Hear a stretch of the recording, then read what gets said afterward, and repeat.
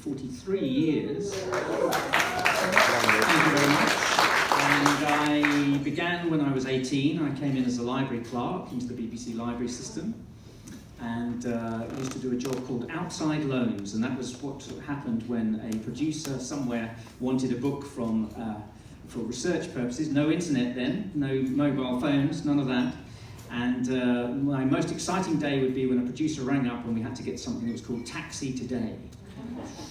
So we would send a taxi to get this book. And then I went from outside loans, it took me a long time, but I eventually became a sound engineer, and I worked at the World Service, and I worked on all the vernacular services, and I was there when Brian Hanrahan in the Falklands War, you might remember, I counted them all out and I counted them all in. I was one of the people in that newsroom, and I was one of the people, well, I was the person who cut that report. And that was an amazing, amazing time. I mean, again, going back to days before computers, a newsroom sounds like a casino. It did then. There's lots of typewriters and lots of paper going. And the correspondents used to come in and they used to file as late as they could up towards the hour, because that made it more newsy. You know, they'd already got the report, but they would tend to file very late. And I can remember on the PA we got Hanrahan on line 1, and we knew he was on Ark Royal, and that it just went silence. You know, and in came that amazingly dramatic report. So I went from there to coming back to Broadcasting House. I worked in drama, and then I eventually got an attachment away from sound engineering, and I became a producer in Radio 2. And I've been very fortunate. I produced breakfast shows. I used to do Derek Jameson's breakfast show, if anybody remembers that. I worked with David Jacobs a lot. I produced Michael Parkinson's Sunday Supplement for 12 years, and that was a fantastic time. And then I came to Friday Night as Music Night. That's amazing. So let's skip forward. So Friday night, tell us, if you turned up, fly on the wall, tell us about your day. Friday Night as Music Night, you're putting a big show on, you've got the trucks outside, you've got the orchestra on the stage. Take us through what actually happens behind the scenes. So Friday Night as Music Night starts on a piece of paper with me sitting down and thinking, what are we going to do? And then we get to a point where, so it's just one person initially, which is me, and then I have a whole load of people, very, very, very talented, wonderful people. I mean, I get the amazing chance to put people like him and Georgie on, and I work with that 60-piece orchestra. So once I've got that idea, and I then cast it, and then I normally write the script for it, and round about now you're thinking, God, this man is a complete control freak.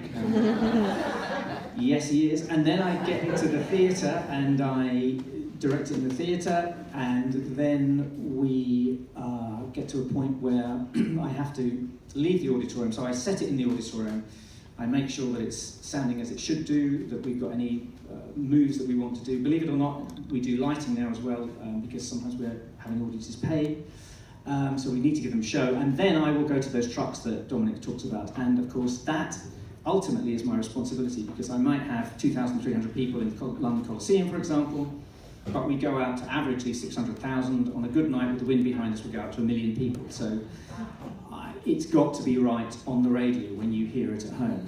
So when I get to that truck, I basically have a senior sound supervisor in front of me, an engineer.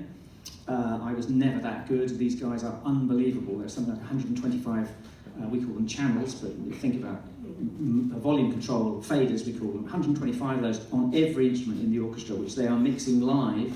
Nobody else in the world, incidentally, does it live. Everybody else remixes. Our guys do it live. And then I have a score in front of me, so I will call, we call it, I will shout out, Dominic's about to sing, coming up in 2 bars, here he comes. And then I'll say, let's pick up the flute solo, please. And I will try and call it so that he's got a little bit of an advantage. I'm saying he because unfortunately we don't have any female sound balancers. We're trying to get a few, but they're a bit slow coming forward. But I will call the score, and I will then, we get to the end of that, and I'll say massive applause, let's hear the applause, and then we're going back to our presenter, who is Ken Bruce, and Ken Bruce will come on and do a bit of stuff. So I call it all the way through, and by the time we get to the end of 2 hours, I am normally completely exhausted and usually suicidal. So in a couple of weeks, Anthony's very, very kindly asked me and my act, the Piano Brothers, Elwin, to go out to Malta, and we're going to be performing on Friday night as Music Night, which is going to be broadcast later in the year. So that's a whole different set of challenges, isn't it? Because you bring the whole orchestra to Malta. Yes. Is there anybody from Malta here? The Maltese are barking mad. I mean, we were invited by Malta holds a festival every year, and the Maltese Tourist Authority want to up their profile, and they'd heard about Friday Night's Music Night, and they wanted to have an orchestra, and they have invited us to come, and they are taking us all over there. And when we got the invitation, I thought, well, how fantastic, what a lovely thing to do. And I thought, what we're going to do, and somebody told me that they make a lot of films. They shot a lot of films on Malta, and I did a bit of research, and I found that Gladiator was shot on Malta. Mm-hmm. The Da Vinci Code was shot on Malta. Game of Thrones is shot on Malta. 2 James Bond films shot on Malta, and I began to think, aha, here we go, there's a nice theme here. So what we're taking out there is, there's me back with my piece of paper. It's going to be movie scores shot on Malta, also some classic movie scores, so I'm going to do Out of Africa, which will be lovely. It's a place called the Granaries. If anybody's ever been to Malta, it's a beautiful, beautiful location. Well, if you imagine hot weather like you had here a couple of days ago, and a starlit sky, and playing that piece that Robert Redford and Meryl Streep flew out across the African plains, it should be magical. And then I'm taking 3 great singers, Hannah Waddingham, who was in Game of Thrones, incidentally, and Louise Dearman, and a guy called Bradley Jaden, who's currently playing Javert in Les Miserables, and the Piano Brothers, and we're going to do some of the contemporary songs. So we'll do something from A Star Is Born, something from Greatest Showman, something from Frozen. You get the idea. So that's how that one's going. Fabulous.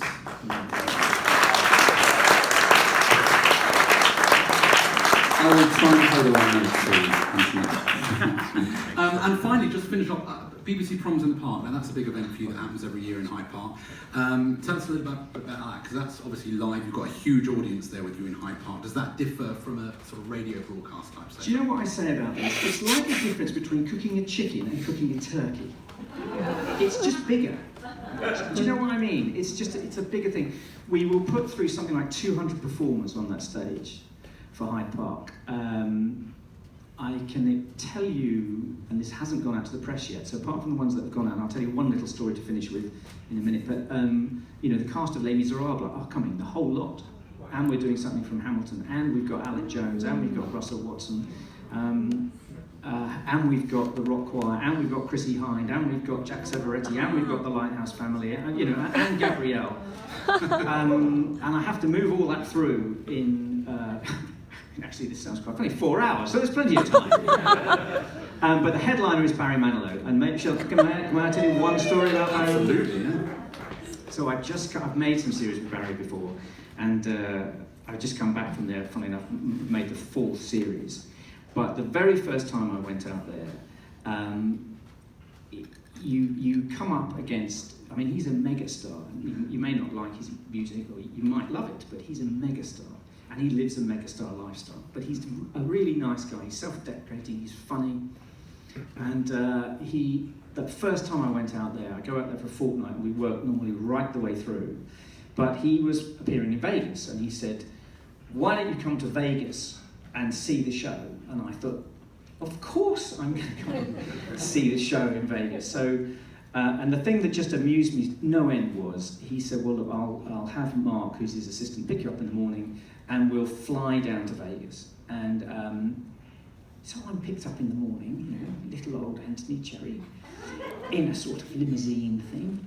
And this is the way to do air travel, folks. You drive to the airport, they open the gates, you drive onto the tarmac to the private plane. And, they take your bag and, great. And then after a while, Barry turns up with the 2 dogs. And the 2 dogs lollop out the car, and they lollop like haunting plane, and it's one of these little jets, you know, and they lollop in, and they just flop down on at the back. They've done it. They was just like home, you know. Anyway, I'm quite excited. I've never been on a private airplane, and you know, they shut the doors. No health and safety thing. No, we'll be flying at 25,000 feet, and your life jacket is under your seat. None of that. None of that. You know. And the hysterical thing was, I was a bit kiddish. You know, I was quite kind of enjoying myself. And anyway, we got talking. I'm sitting opposite him. You've seen it in the movies. You know, one of those leather seats with a drink. And the weird thing is, of course, on a small plane, you can see out of either window. You know, you look, it's like a car, either window. Anyway, we're over the desert somewhere, and I said to him, gosh, this is a wonderful way to travel, isn't it? This is amazing. And he just went to me, he said, it's just the bus. Because he does it so many times back and forth, and I thought, gosh, well, that's the difference between yours truly and megastar Barry Manilow. So there you go, there's a bonus story. Thank you, sir. Ladies and gentlemen, Anthony Curry!